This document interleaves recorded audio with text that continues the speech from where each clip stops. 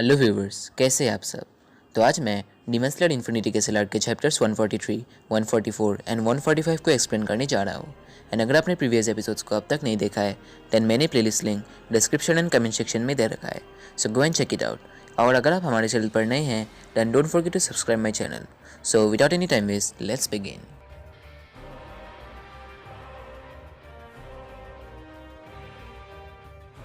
Firstly chapter 143।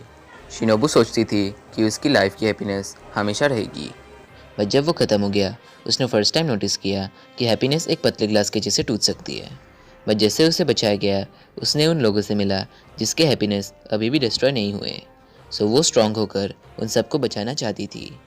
इसी बात को कानाए और शिनोबू ने एक दूसरों से प्रॉमिस किया था, भले ही वो वीक हो, अगर वो एटलीस्ट एक डीमन को भी मार सके उससे हज़ारों लोग बच सकते हैं। तभी शिनोबू को तांजीरो की क्वेश्चन याद आती है कि क्या वो गुस्सा थी। उसका जवाब था यस, वो हमेशा से गुस्सा थी। उसकी पेरेंट्स और बहन मारे गए, उसकी सभी सुगु को एक्सेप्ट कानाओ मारे गए। अगर वो लोग डीमंस के हाथों नहीं मरते तो आज भी वो लोग हैप्पीली जीते। शिनोबू फ्यूरियस होती है क्योंकि उसकी पॉइजन दोमा पर काम नहीं कर रहा था। तभी वो खुद को ही दोमा के हाथों सेक्रीफाइस कर दिए। दोमा उसे कम्प्लीटली एब्जॉर्ब कर लेता है।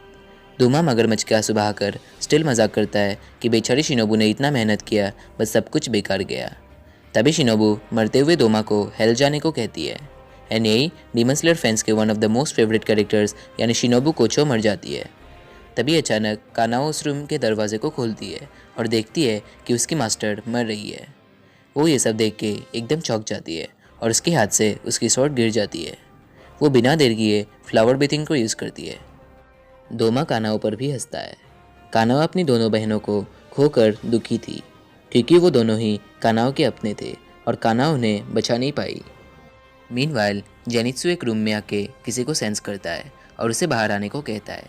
तभी वह चुपने वाला कहता है कि जेनित्सु अपने सीनियर से ऐसे बात नहीं कर सकता है, और वो ये भी कहता है कि जेनित्सु उसके क्लासमेट से बहुत इम्प्रूव हो चुका है, बट स्टिल वो अभी भी शैबी है। तभी हमें पता चलता है कि वो काइगाकू है, जो एक टाइम जेनित्सु का सीनियर और सगा भाई हुआ करता था।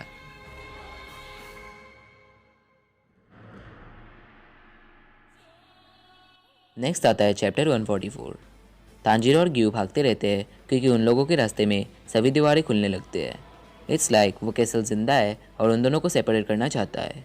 तभी एक कासुएक्रो उन लोगों के सामने आके कहता है कि शिनोबू कोचो अपर मून 2 से लड़ते हुए मर चुकी है। तांजीरो शिनोबू के मोमेंट्स को याद करता है और उसके आंखों में आंसू आ जाते हैं। उस क्रो के गले में एक अजीब पैटर्न वाला पेपर लगा हुआ था। ग्यू सोच रहा था कि वो क्या है। हेडक्वार्टर्स में कागाया उबेशिकी के सन किरिया उबेशिकी नेक्स्ट हेड के रूप में काम कर रहा था। वो कहता है कि शिनोबू मर चुकी है बट बाकी हाशिरास अभी भी जिंदा है। वो अपने दोनों बहनें कुइना और कानाता के साथ यूशिरो के तालिस्मान से इन्फिनिटी कैसल में सभी को मैप कर रहा था। वो सभी डीमन स्लेयर्स तक यूशिरो की आंखों को पहुंचाने के बारे में पूछता है। वो डिटेक्ट करता है कि मुजान उसके जगह से हिला ही नहीं है। सभी लोग उससे बहुत दूर है, सो वो सभी को नॉर्थ की तरफ जाने को इंस्ट्रक्ट करता है। उन्हें पता चलता है कि वहाँ 2 अपर मून्स बैटल चल रहे हैं, एक दोमा वर्सेस कानाओ और दूसरा जेनित्सु वर्सेस काइगाकू जो न्यू अपर मून 6 है। इट मीन्स दाकी और ग्यूतारो की जगह काइगाकू को रिप्लेस किया गया है। मीनवाइल काइगाकू जेनित्सु का मजाक उड़ाता है कि वो हमेशा की तरह वीक है। वो सोचता है कि जेनित्सु एक हाशिरा बन गया है और वो उसे फर्स्ट फॉर्म के अलावा कुछ यूज़ करने को कहता है, indirectly an insult to Zenitsu. Zenitsu पूछता है कि काइगाकू डेमन क्यों बन गया। वो गुस्से से पूछता है कि थंडर ब्रीथिंग के राइटफुल सक्सेसर होने के बावजूद उसने ऐसा क्यों किया। अगर वो डीमन नहीं बनता तो उन दोनों के मास्टर सुइसाइड नहीं करते। काइगाकू कहता है कि उसे फ़र्क नहीं पड़ता है। वो ये भी कहता है कि वो हमेशा उन लोगों के साथ होगा जो उसे अच्छे से वैल्यू दे सके, और वो रिलीव्ड है कि उसका मास्टर मर चुका है। वो उन्हें ओल्ड फार्ट कहकर भी गाली देता है। उसने हमेशा मास्टर को उसे सक्सेसर टाइटल देना चाहता था, बट उन्होंने नहीं दिया। उन्होंने जेनित्सु के जैसे एक डर्ट को ही सक्सेसरशिप देना चाहते थे। तभी जेनित्सु गुस्से से कहता है कि अगर वो डर्ट है तो काइगाकू गार्बेज है। जेनित्सु सिर्फ एक ब्रेथ को ही यूज़ नहीं कर सकता है, बट काइगाकू सभी को यूज़ कर सकता है। उनके मास्टर कभी लकी ही नहीं थे कि उन्हें एक प्रॉपर सक्सेसर मिल सके। तभी काइगाकू गुस्से से कहता है कि उसे वो अपने जैसों के साथ ना मिलाए। फिर वो थंडर ब्रीथिंग के 4th फॉर्म को यूज़ करता है। जेनित्सु अचानक लाइट के जैसे स्पीड से काइगाकू को अटैक करता है।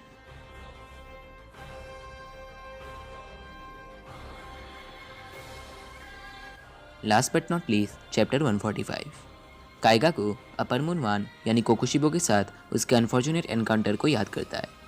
वो कहता है कि एक पावरफुल दुश्मन के आगे झुकना शर्मनाक नहीं है। उसका मानना था कि जब तक वो जिंदा है वो कुछ भी कर सकता था, चाहे उसे अपने माथे को ज़मीन में मारना पड़े या गंदा पानी पीना पड़े या उसे चोरी ही क्यों ना करना पड़े। कोकुशिबो काइगाकू को मुजान के कुछ ब्लड देने का ऑफर करता है जिससे वो स्ट्रांग बन सके, और अगर मुजान उसे एक्सेप्ट करे तो वो एक अपर मून बन सकता है। कोकुशिबो कहता है कि एक पावरफुल डीमन बनने में बहुत टाइम लग सकता है, जैसे एक स्वॉर्ड्समैन को लगता है। फिर वो काइगाकू को बहुत सारा ब्लड देता है क्योंकि वो भी एक ब्रीथ यूज़र था। वो काइगाकू को दिए गए ब्लड के लिए थैंकफुल होने को कहता है, मत एक बूंद गिनाने पर भी उसे बिहेड करने की भी धमकाता है। उस समय उसका पूरा शरीर उसके ट्रांसफॉर्मेशन के पहले घबरा गया था एंड अब जेनित्सु का सामना करते हुए काइगाकू का डर ना के बराबर था। वो अश्योर्ड था कि जेनित्सु कितना भी पावरफुल क्यों ना हो, वो कभी भी एक अपर मून को हरा नहीं सकता है। वो कहता है कि सभी को इवेंचुअली मरना ही है और जेनित्सु और मास्टर एक्सेप्शंस नहीं है। फिर वो थंडर ब्रीथिंग के सेकेंड फॉर्म से जेनित्सु पर वार करता है। जेनित्सु एक साथ 5 अटैक्स पर सोचता है कि काइगाकू ने कई सारे लोगों को खाया होगा। जेनित्सु पूछता है कि क्या आप काइगाकू को ये भी नहीं पता कि राइट और रॉन्ग क्या होता है। काइगाकू थर्ड फॉर्म को यूज़ करके जवाब देता है कि जो उसे एक्सेप्ट करते हैं वो राइट है और जो उसे एक्सेप्ट नहीं करते हैं वो रॉन्ग है। फिर वो फिफ्थ फॉर्म को यूज़ करता है जिससे जेनित्सु ऑलमोस्ट जल जाता है। काइगाकू पूछता है कि जेनित्सु को उसके ब्लड डीमन टेक्निक्स कैसे लगे, एंड सिक्स फॉर्म को यूज़ करके जेनित्सु को बुरी तरह घायल करता है। जेनित्सु उन दिनों को याद करता है जब वो दोनों एक साथ ट्रेनिंग करते थे। काइगाकू सभी फॉर्म्स को यूज़ कर पाता था सिर्फ फर्स्ट फॉर्म को छोड़कर, बट फर्स्ट फॉर्म ही सबसे बेसिक था और उसके अलावा बाकी सारे बेकार थे। इससे काइगाकू कभी हाशिरा नहीं बन पाता। काइगाकू उससे बुरी तरह से नफरत करता था और जेनित्सु भी उसको नफरत ही करता था। इसके बावजूद भी वो काइगाकू को रिस्पेक्ट करता था।